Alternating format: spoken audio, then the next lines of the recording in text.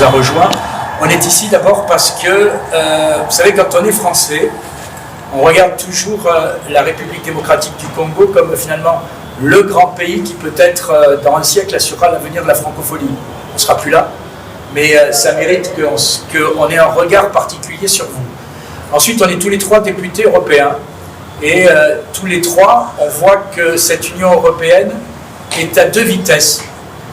On applique des principes pour les uns, on ne les applique pas pour les autres. Notre pays subit un pillage et des meurtres qui ont trop duré. Ça fait presque 30 ans que cette situation existe. Et au Parlement européen, on a reçu le prix Nobel, qui a été aussi prix Sakharov, le docteur Denis Mukwege, qui a été un excellent ambassadeur pour vous. On l'a reçu, on a dit qu'il a raison et on est passé à autre chose. Voilà. Et nous, simplement, ce qu'on veut, c'est que ce pays soit traité comme tout le monde. On a vu que l'Union européenne était capable de réagir très vite quand un pays envahissait un autre. On a vu ce qui s'est passé en Ukraine. On a pris des sanctions en quelques heures. En quelques heures, on a bloqué tout le ciel européen, etc. Et regardez ce qui se passe pour la RDC. Ça fait des mois qu'on demande des sanctions.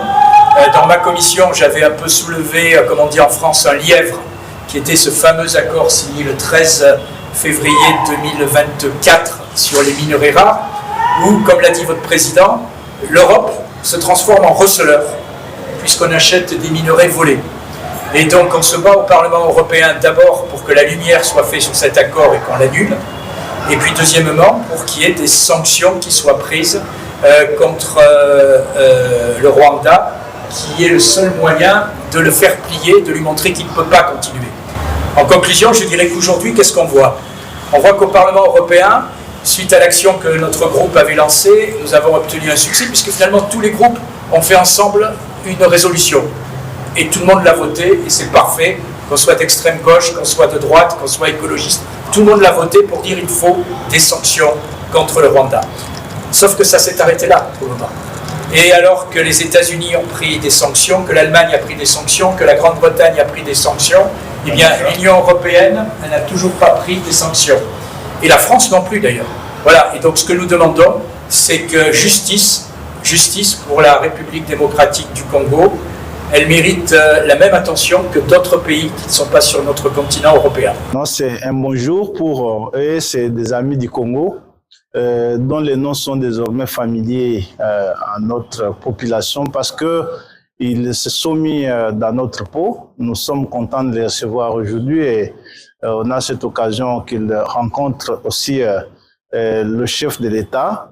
Nous sommes là à une heure où le monde entier prend conscience de ce qui se passe ici au Congo, qui est une injustice assez inadmissible. Ils ont été premiers non-congolais à le souligner. Pour cela, nous restons extrêmement attachés à leur vigilance et nous pensons qu'ils ne vont pas cesser d'alerter, de secouer les consciences, les mieux affermies pour que cette résolution qui a été adoptée au Conseil de sécurité des Nations Unies soit absolument exécutée et que les résolutions adoptées par le Parlement européen soient aussi respectées, que l'Europe emboîte, comme il l'a souligné tantôt, les pas du Canada, du Royaume-Uni, des États-Unis d'Amérique et de bien d'autres pays qui se sont mobilisés à barrer la route à l'agresseur Paul Kagame et à ce cycle de versement de sang inutile des Congolais.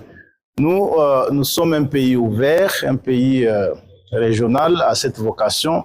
Nous sommes un pays ouvert à toutes les tendances. Nous ne sommes pas exclusivistes ici. Nous avons besoin de tous les partenaires du Congo, que ce soit en affaires, que ce soit en investissement et dans d'autres secteurs.